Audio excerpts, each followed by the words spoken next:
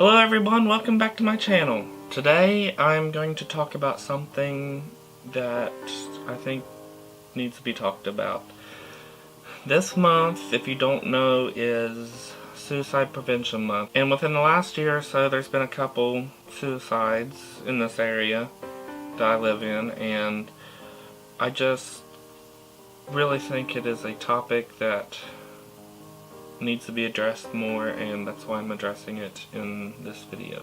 I was on social media recently and I found a story. The story goes, you want to kill yourself? Imagine this. You come home from school one day. You've had yet another horrible day. You're just ready to give up.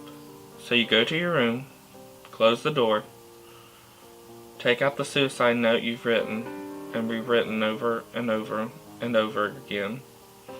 You take out those razor blades and you cut for the very last time.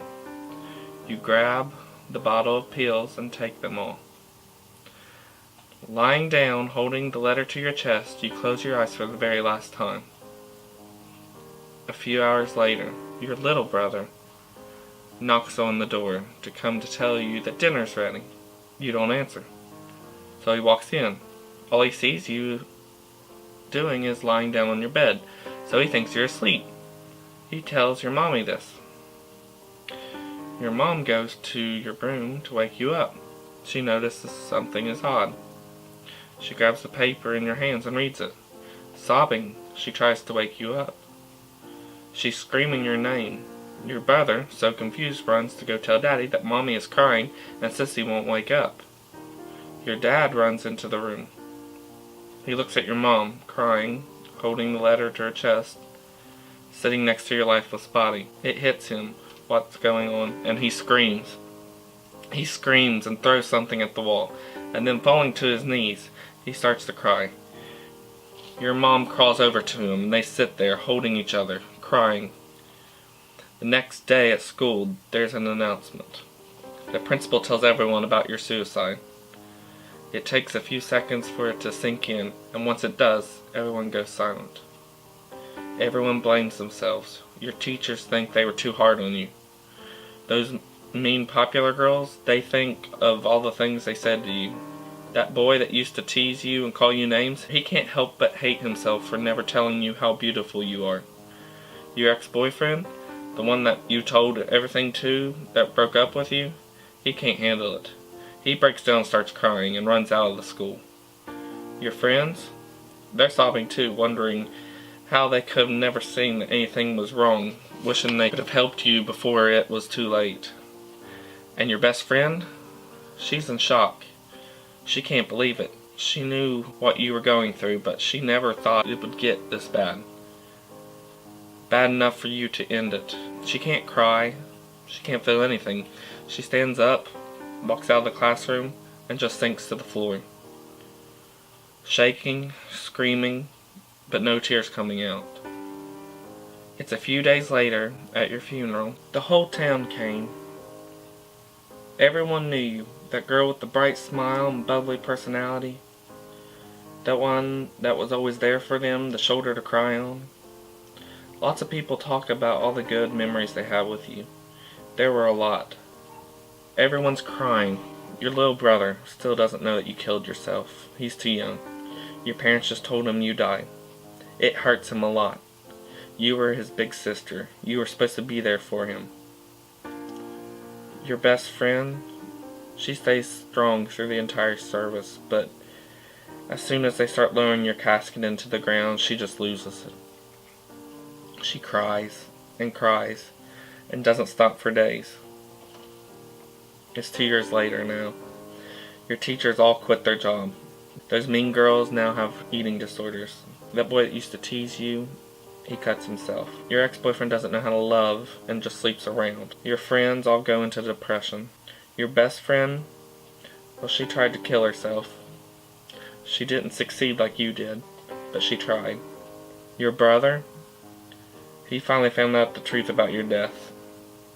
He self-harms. He cries all night and does exactly what you did leading up to your suicide. Your parents, their marriage fell apart. Your father became a workaholic to distract himself from your death. Your mom, she got diagnosed with depression and just lays in bed all day. People care. You might not think so, but they do. Your choices don't just affect you, they affect everyone. And please don't end your life. You have so much to live for. Things can't get better if you give up. Now,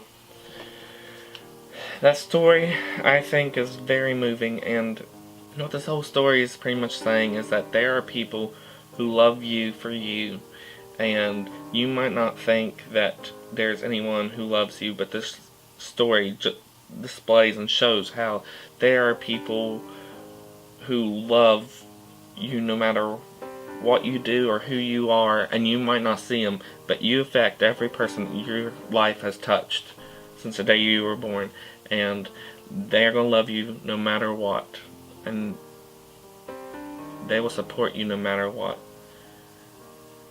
Nothing is worth taking your life for.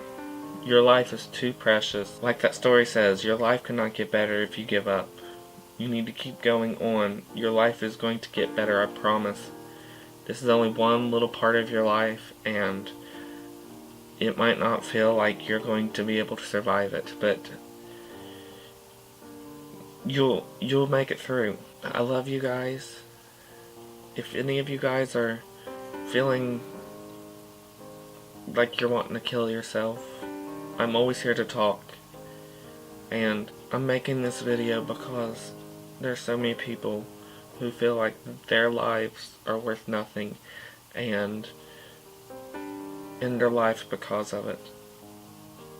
And I pray that you guys will share this video as many times as you can, not because I want views or anything, but because I really want to help people, and this is such an important topic. If you guys are feeling like you're going to commit suicide, I'm going to put a link down below of the suicide hotline and their number, and I urge you to call it, because your life is precious and nothing should make you want to kill yourself. I love you all, and I'll see you guys next week. Bye.